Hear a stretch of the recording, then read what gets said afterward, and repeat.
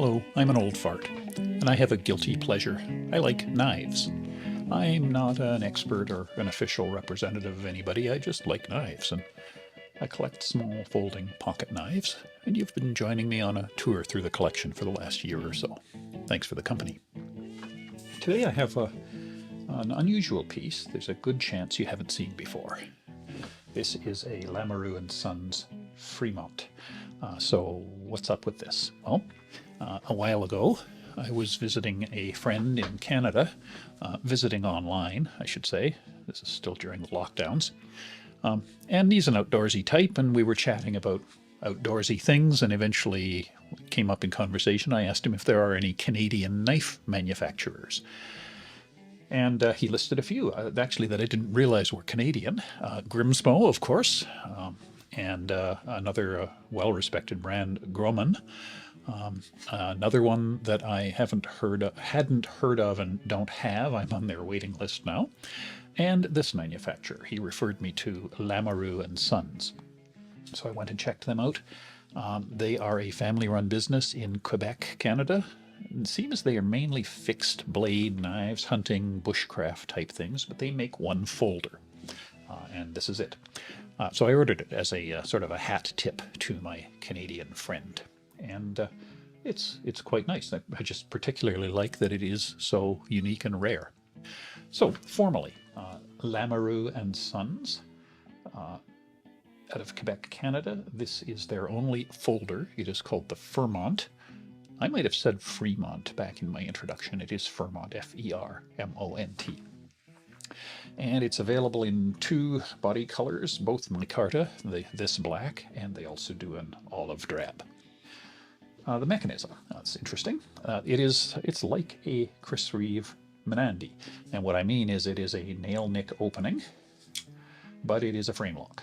So it's not a slip joint, despite the nail nick. Frame lock. I guess more correctly you would call that a bolster lock because the scales are covering the lock mechanism, but in any case, frame lock. Now, I think it's running on bearings. I can't tell because I haven't taken it apart, and we're going to come back to that. I don't think you can take it apart, but I think it's running on bearings. The size, it is a smallish knife. It's 165 millimeters long. On their website, they call it 160, but according to my measure, it's 165. So that is about 0.9 pocket calculators. I think the difference in the measurement is whether they counted all of this pointy end here. But anyway, less than a pocket calculator, about 0.8, 0.9 pocket calculators. I said it's sort of like a Menandy, and I meant that it's a nail nick opening frame lock. Let's actually compare it to a Menandy. There it is.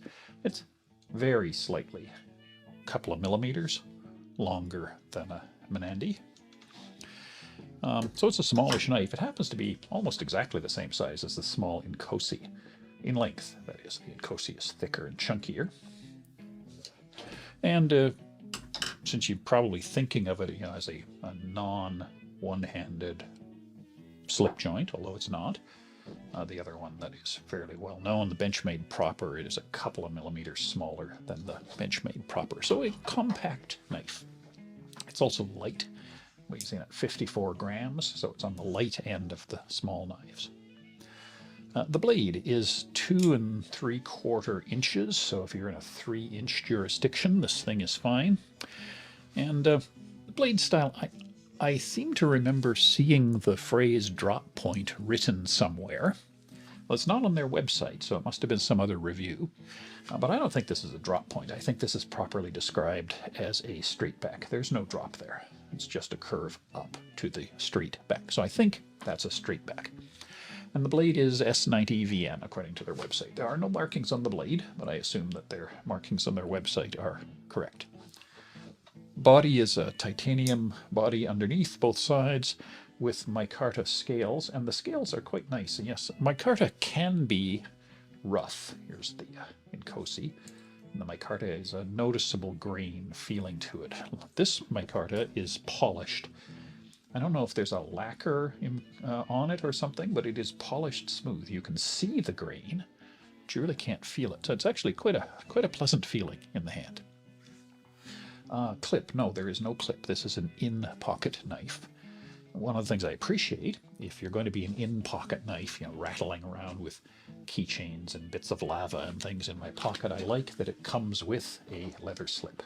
So I generally will keep it in there when it's in pocket, and I appreciate that little touch. Thanks, guys. No lanyard hole, no clip. We mentioned that. Is it ambidextrous? Yes, let's say sort of. Opening, certainly. The nail nick is only on one side, but even I can open it with my left hand with the nail nick. Closing, I'd say yeah. Generally, I don't call frame locks ambidextrous, but this one has a generous cutout there for your thumb with your right hand, or your thumb with your left hand. And I don't think a lefty would have any trouble closing that with their left hand. So let's say it's ambidextrous.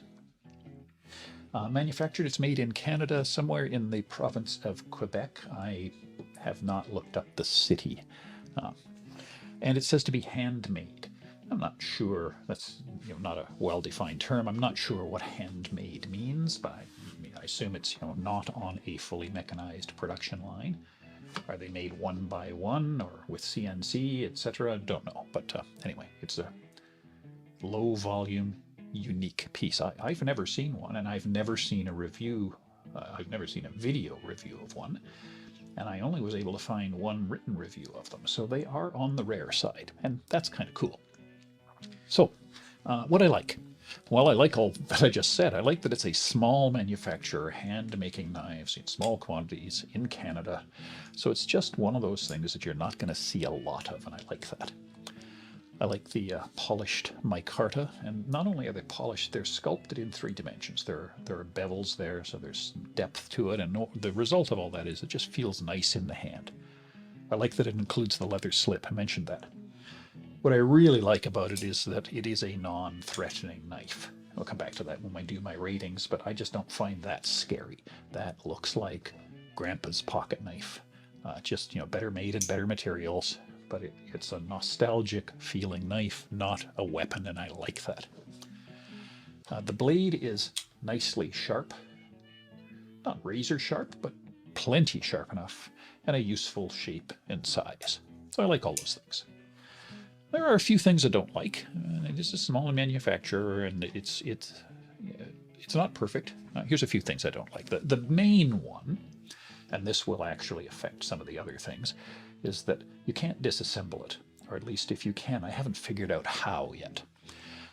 The scales are solid. There's no scale screws, and looking down inside the liners, I don't see any sign that the scales are screwed in place. No, so maybe they are, and I just haven't figured it out yet. But I assume the scales are glued or taped in place, which means I have not taken them off, and I'm a little reluctant to try because I don't want to make a mess out of something. And then, which means I can't take it apart, because presumably there are screws, for example, here into those spacers, but those are under the scales. So until I figure out how to get the scales off, I can't take it apart. And equally bad, or I don't know, worse, the pivot screw doesn't seem to be maintainable. There is no screw hole in it, so I don't know if that's removable. There is a circle of tiny pinholes around it, and I don't know is there some very strange tool that I've never seen before that you can use to back that out, or maybe it's a cap that is sitting in a more traditional screw, or maybe it's a rivet and it isn't removable. I don't know, but anyway, I haven't figured out how to get it off. All of which means I can't take this knife apart to service it, and I can't adjust it. And it doesn't really need any servicing or adjusting right now. But I like being able to do that, and with most of the knives in my collection I can. This reminds me of, again, the Grandpa's slip joint pocket knife back from 40 years ago, which was riveted together and couldn't really be maintained. So that's too bad. Now maybe there's a way to get it apart, and I will figure it out. And if I do, I'll come back and amend this video with that. So that said, if I could adjust it, what would I adjust? Well, this. There's a bit of blade play there. Not a lot, but here, let me hold it near the microphone. That little ticking you could hear was the blade play. It's not much, but there is a little bit of blade play. On any other knife, that one, That's the sort of thing that I'm certain I could remove with just a little adjustment of the pivot screw. But since I haven't figured out how to adjust the pivot screw, or even if I can't do anything about that. So that's disappointing. The other thing is there's a bit of a grindy feeling on the lock when I unlock the blade. As far as I can tell looking at it, there is no hardened steel insert there. So the lock is just the face of the titanium lock bar on the steel, and it's a little grindy. It's dissimilar metals.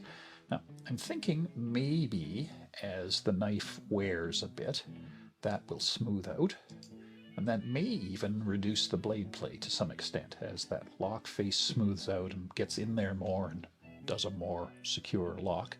That may all smooth itself out with time. So we shall see. There are a couple of minor hot spots when holding the knife for cutting. If I do a full grip on it, I've got a hot spot here where this little corner is under my pinky. Not a big problem, but just minor. And one here. The edge of the lock bar is a straight bevel, and it's a little bit sharp.